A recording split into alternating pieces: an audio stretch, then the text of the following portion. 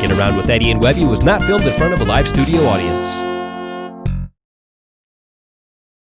Oh, yeah! We are back with a brand new episode of Dinking Around with Eddie and Webby, and I am just pouring myself a brand new beverage to kick off the show. How's it going, Eddie? It's great, but I have a question for you, Webby, and this is the most important question that we are going to hear tonight. You ready for it?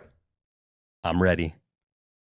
Black cherry, White Claw, or all-day IPA? Oh, I would go with all-day IPA, all day, every day. Isn't that the Canadian version? IPA? All day IPA. Nice. That's right. Canadian jokes are the best. I wish I had more. Very nice. Did you know, Webby, that I'm half French Canadian? I did know that, but I bet most of our viewers didn't know that. I'm kind of a mutt. I have a very mixed ethnic background, but half of me is French Canadian. My mom was born in Canada. In fact, she didn't become an American citizen until I think I was in middle school. Interesting. Mm-hmm. So I don't know if you saw this earlier during the main podcast, but the drink that I'm drinking tonight, it's from Big Lake Brewing, and it's called Fudgy Kruger Oatmeal Stout. And I love that name. I love the artwork. I love the artwork on the can. And cool. It's pretty tasty. I've never had it before. I'm enjoying it for the first time ever, and I'm enjoying it. And I just so happened to have a Big Lake Brewing glass that I poured it into. I love when I can drink a beer in the glass of the company that made the beer. Well, it tastes better that way. It does. It's a known fact that it tastes better because they use a special type of glass that pairs perfectly with their beer. Where is Big Lake Brewery from? I believe it's in or near Traverse City. I'm starting to lose track of where all these places are. Or no, it's Holland. I'm sorry. It's in Holland, Michigan. My neighbors down here in Naples, they actually just the other day they were driving by and they just bought a place in Holland. They're going to go spend the summers there. Yeah. Holland is a very nice place. They have a great pickleball community too. There's the best indoor gym court surface that I've ever played pickleball on is in Holland. And I know that probably sounds like an oxymoron, like a good indoor pickleball gymnasium surface pickleball court. What makes it good? Is it the lighting? Is it the grip? Is it like what is it? It's like the full package. Like it's the best lighting I've ever seen indoors for pickleball. The floor, it's not that super reflective type of floor. Like a lot of gymnasiums have the reflective flooring, and the lighting just bounces off it horribly, and it's easy to lose sight of the ball. But they have a type of flooring that is not super reflective. It has good grip, and they have really good, easy to see lines, and it's just awesome. In fact, if you look at some of the videos on the Eddie and Webby YouTube channel, I did a video at the place I'm talking about. Unfortunately, I forget the name of it, but there's a place in Holland, Michigan that is really good. Isn't it called Webby Plays Pickleball in Holland? I think it is called that. So yeah, just do a YouTube search for Webby Plays Pickleball in Holland. You'll find it. That'd be hilarious. But they have great outdoor courts also. So I mean, in the summertime, you can't go wrong in Holland, Michigan. Holland's fun, man. Good times. Obviously, I love the west side of Michigan. It's a great place. I do too. To visit. I'm so bummed. We were supposed to be there for almost the entire month of May, but because of this darn COVID, we weren't able to make it. So yeah, very unfortunate. So as most people know, the Beer City Open has been canceled. Won't happen until 2021. Don't bring that up, man. Guys, I didn't want to cry tonight, and now you're bringing that up, and it makes me a little sad. I want to cry when I hear that.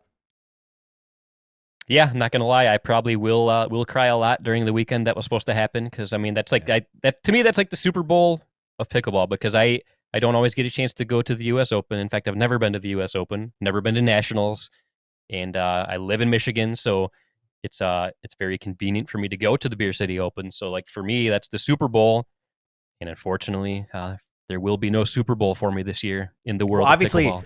Obviously, I like the Beer City Open better because it's not convenient for me to get there, and I still have twice now.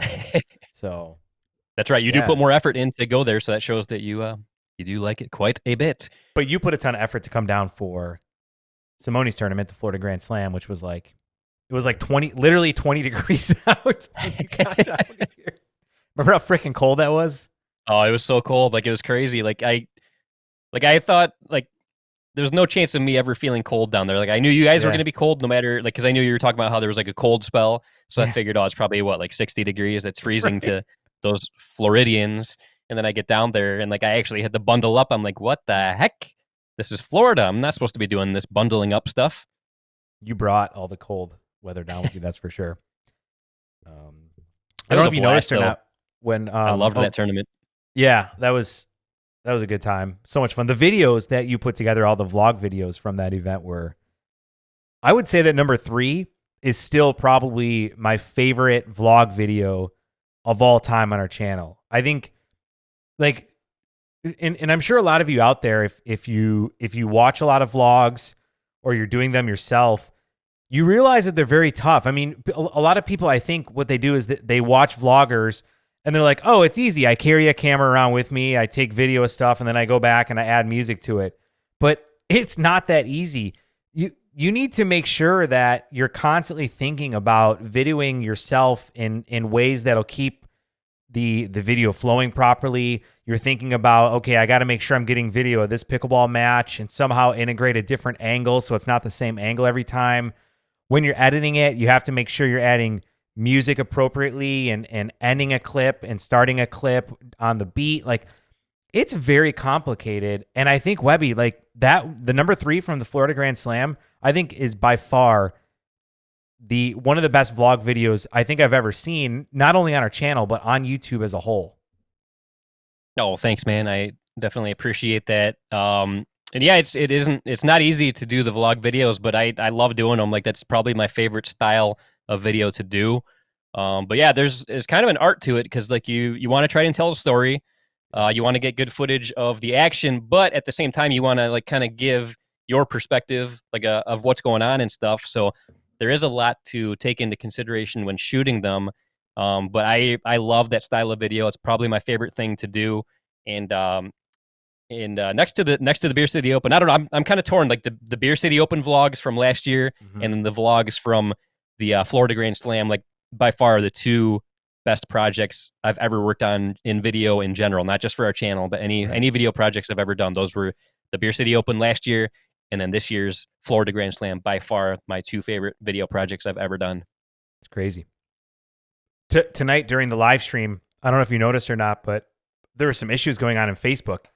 So a lot of people were complaining that Facebook wasn't coming through right. So I actually sent them over to YouTube.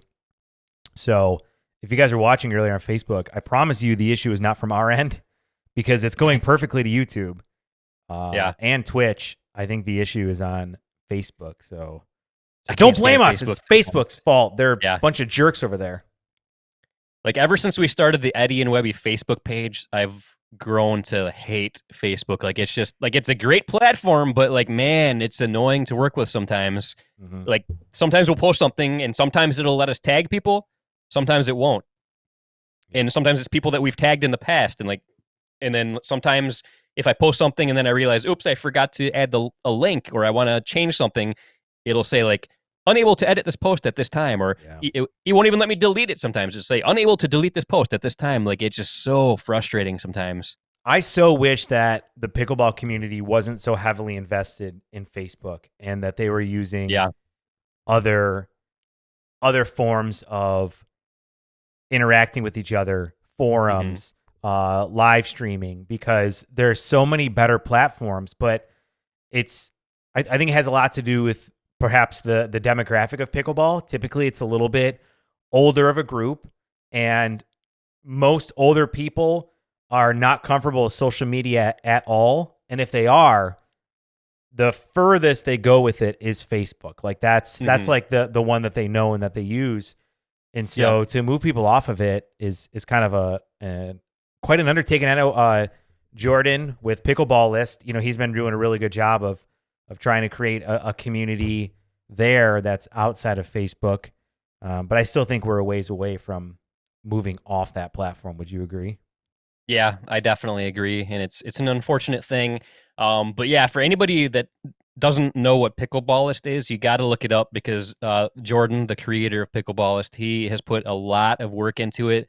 And if anybody's familiar with Reddit, pretty much think of Reddit, but only devoted to pickleball, and that's what Pickleballist is. And I feel like if we could get like the younger crowd into that, like that could be huge moving forward. Um, I hope people give it a chance. There's been some great content. They recently did the COVID-19 day fitness challenge. Eddie and I actually did a workout routine for one of the days, and 18 other actual pros, pickleball pros, did workouts too. Somehow we got grouped into that. We got good feedback though. I got a lot of great feedback about the video Yeah. we did. It was Yeah, fun I to think work on too. Like that was a lot different than what we normally do. Like that was a challenge, but it was fun. yeah, I always like to try different videos, and that was well. I take that back. I remember after Simone and I started to do her live streams from her house, uh, to like the indoor pickleball exercises that you can do. I did that one video where I did her drills. So I had like that was my first experience ever doing that. So I had a little bit of experience, but that's not usually the type of videos that we do on our channel.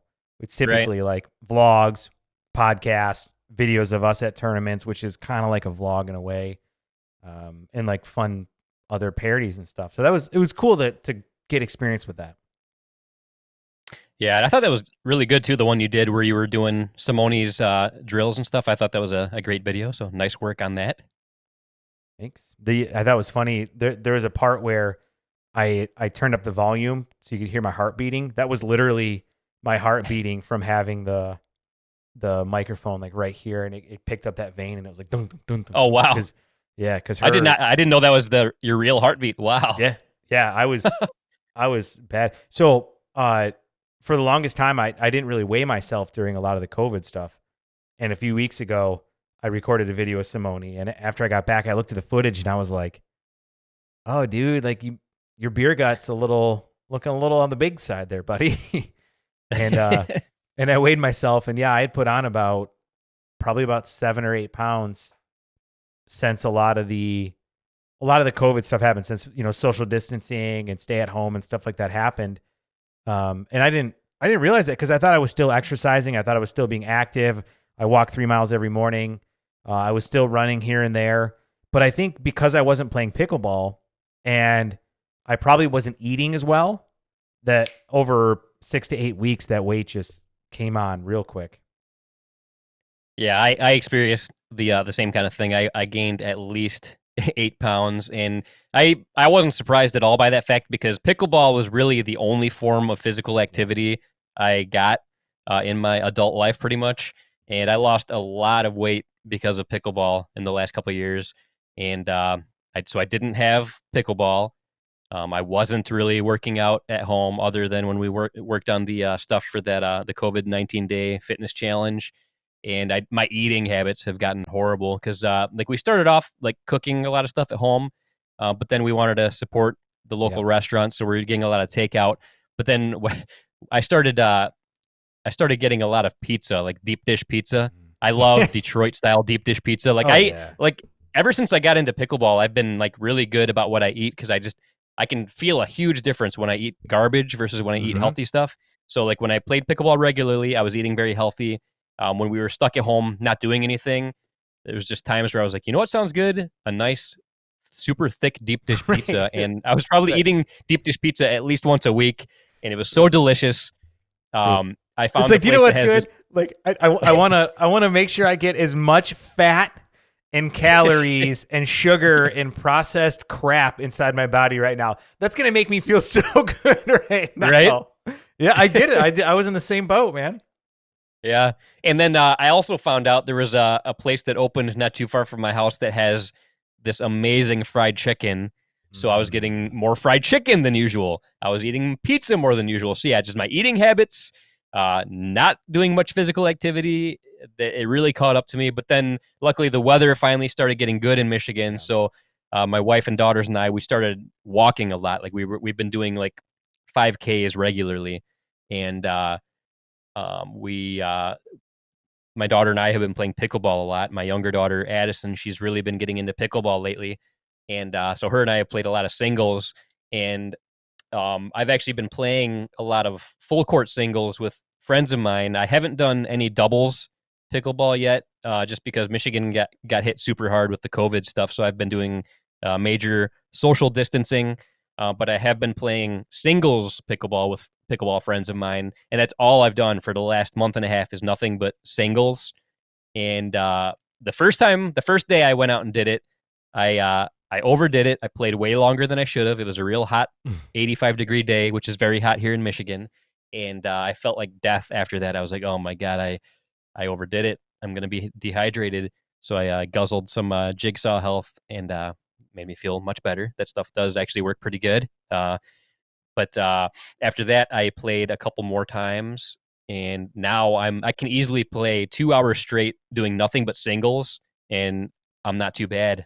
It's like I never would have thought that would be the case. I never thought I could do singles for 2 hours straight, and I'm doing it, and I love it, and I'm feeling a lot better. That's good. Yeah, singles takes a lot out of you. I was playing that a lot with my neighbor Denny when our community kind of went into shutdown, and we you mean Lenny? Sorry. Actually, it's funny. My next door neighbor is Lenny, and the guy down the street is Denny. But Denny's back up in Columbus right now. But him and I were playing singles a lot when our community kind of went into shutdown, and you had to follow a bunch of rules. And it was great. It was really good to get out there and play some singles. And earlier, Jen and Alex were talking about how much they love skinny singles, and I have to agree with them, man. I love skinny singles. I think skinny singles is such a great game to be able to play. And I think it helps with so many parts of your game that translate into both your singles game and your doubles game. And it's definitely something that I thoroughly enjoy, and sometimes I even enjoy playing that more than, like, I think I'd rather play skinny singles against a good player than doubles against people who aren't as skilled as I am. Does that make sense what I'm saying? Yeah, and I would totally agree. I love skinny singles. I've been doing that a lot lately too. Like sometimes after a couple really intense full court singles games, if I kind of need to wind down a bit, like I'll play skinny singles because you don't have to move around as much. But like it's not easy. Like skinny singles is tough because you really got to like work on your placement, and it's fun though. I love it. I love skinny singles. And when I was talking to Alex and Jennifer earlier, and I told them like if I play a couple games of skinny singles and then go back to full court singles, I feel like I do better because I feel like it just makes me, like when I was playing singles or skinny singles, I kind of honed in on my placement a little more, and then I was able to place the ball in better spots during full court singles as a result. Yeah, I mean you have to. You can't. I mean you have half the width of the court in skinny singles, so you have to be precise. So about a year and a half ago, I was at a tournament over on the other side of the state. That was the first time I met in person Gizmo, and I played with Anthony in a tournament. But anyway, they had a skinny singles like a skinny singles tournament as part of that tournament, as one of their competitions that you could enter.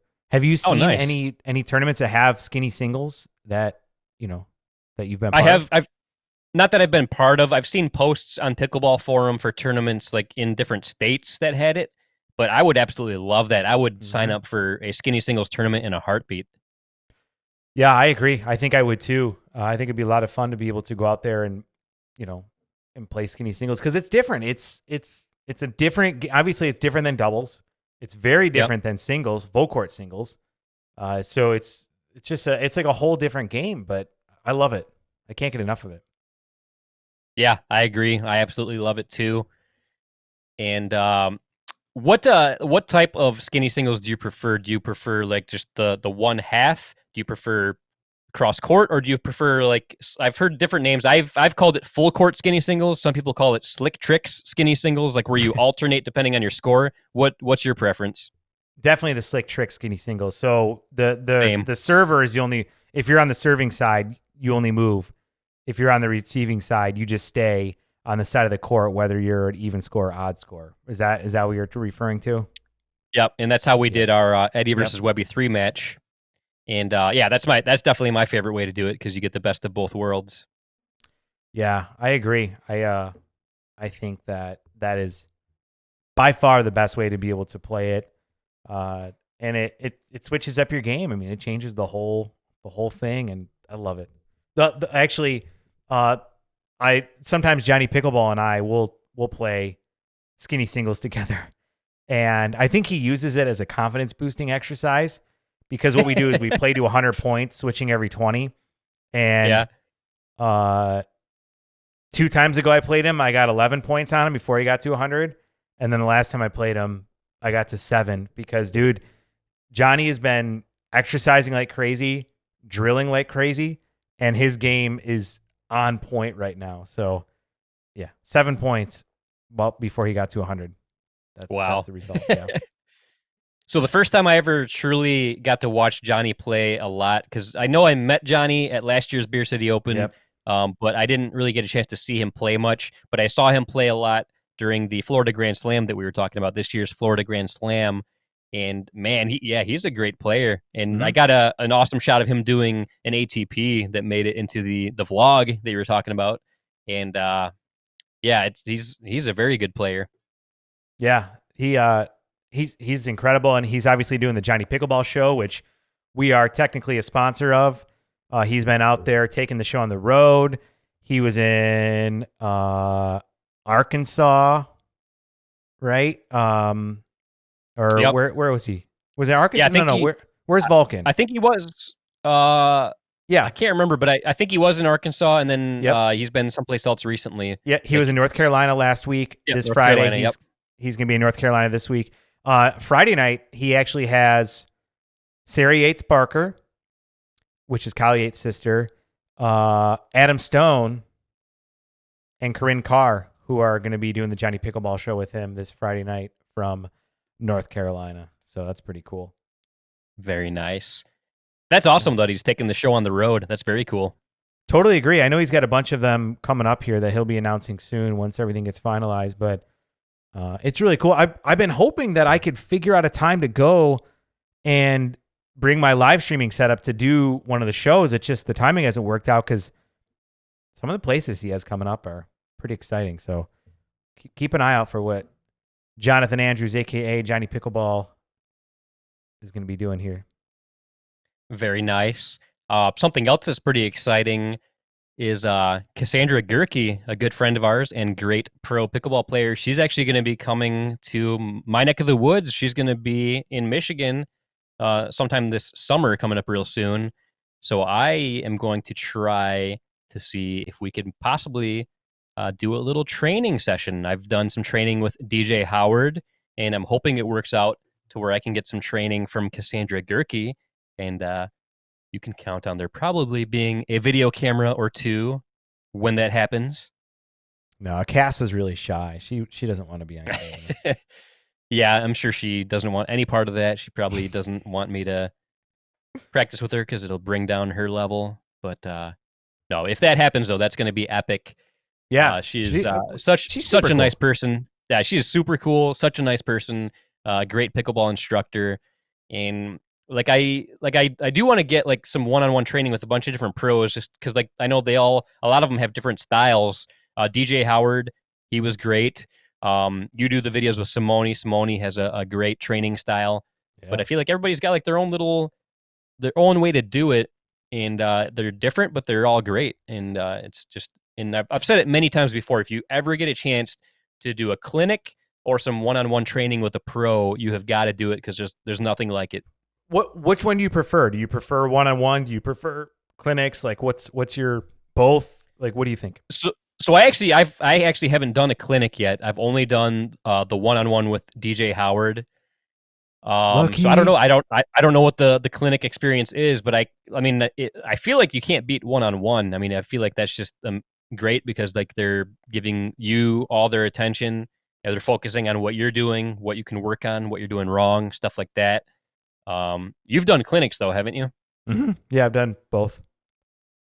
So what is your experience doing both of the different styles, and what do you prefer?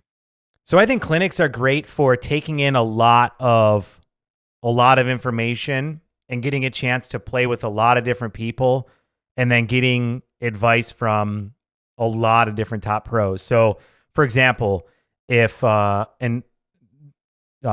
Performance Pickleball Academy is not a sponsor, I'm not trying to sell anything here. I'm just sharing my opinion. But if you do a clinic at Peak Performance Pickleball Academy, you're going to have Simone Jardim.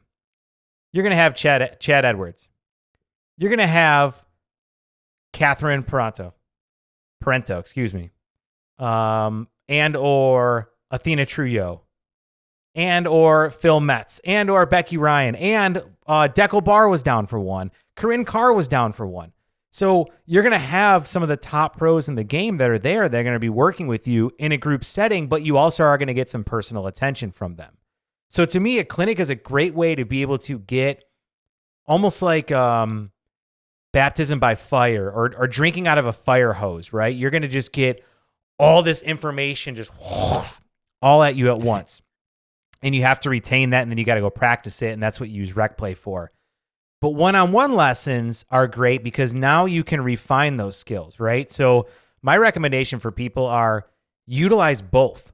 If you want to be able to go out there and just get an overall guidebook of the things that you should work on to get to the next level and improve your game, go to a clinic. You're going to be handed that book, and it's going to be great. If you want to really refine those skills, though, when you get to the next level, one-on-one lessons are the way to do it. And personally, for me, I would like to stagger. I would love it if I could do a clinic, 2-3 times a year, and then I could do weekly or bi-weekly lessons. Unfortunately, Simone's book is a little tight right now, so it's hard for me to get time with her. But anytime I get with her, I'm just thrilled to be able to get that one-on-one time. Very nice. Yeah. So do you have any videos queued up that you want to play or anything, or do you have anything you want to talk about by yourself for a couple minutes? Okay, I see what you're saying. Or should we wrap things up? Let's see here.